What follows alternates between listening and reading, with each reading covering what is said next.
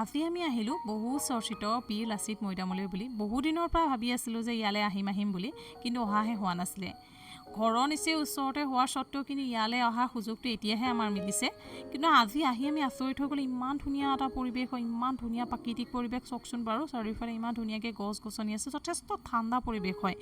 আৰু ইয়াত চৰাই চিৰিকটিৰ বাহিৰে আৰু আপুনি বেলেগ শব্দ শুনিবলৈ নাপায়।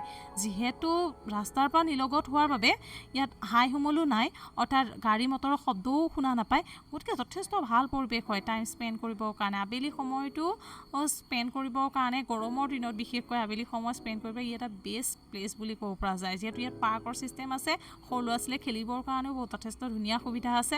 আৰু ৰাস্তাটো যথেষ্ট ভাল হয়, যিহেতু নৰেন্দ্ৰ মোদী ডাঙৰীয়া ইয়ালৈ আহি যোৱাৰ পিছত ৰাস্তাৰ কমিউনিকেশ্যন ৱেটোও যথেষ্ট ভাল হ'ল। তাৰ আগতেও যদি ভাল আছিল মই সেইটো বিষয়ে নাজানো, কাৰণ মই ইমান ওচৰত হোৱা স্বত্তেও কিন্তু এইবাৰহে মই প্ৰথম আহিছোঁ বহুদিন।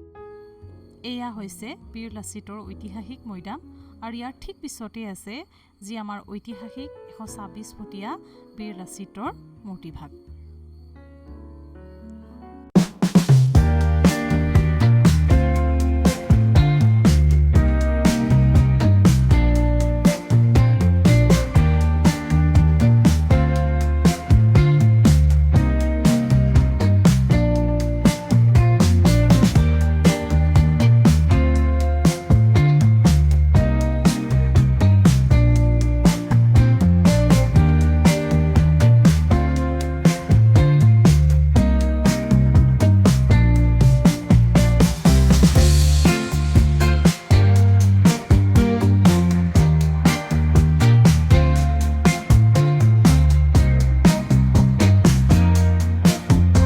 ঠিক মৈদামৰ পিছতে আছে সেই ঐতিহাসিক মূৰ্তিভাগ, যাক চাবৰ কাৰণে আজি আমি ইয়ালৈ আহিছিলোঁ।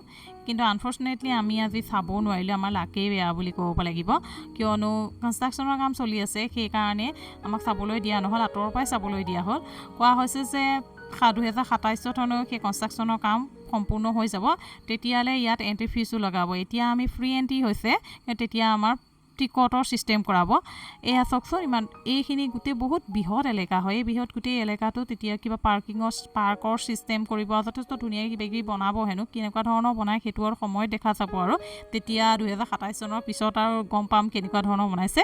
কিন্তু ইয়াৰ দেখিছে, এইখিনিৰ পৰা আমাক যাবলৈ দিয়া নহ'ল। আগতে কিন্তু সেই তালৈ যাবলৈ দিছে, একদম ওচৰলৈ যাবলৈ দিছিল, কিন্তু এতিয়া আৰু আমি ইমানতে চাই পেলাই আমি উভতি আহিবলগীয়া হৈ গ'ল আৰু।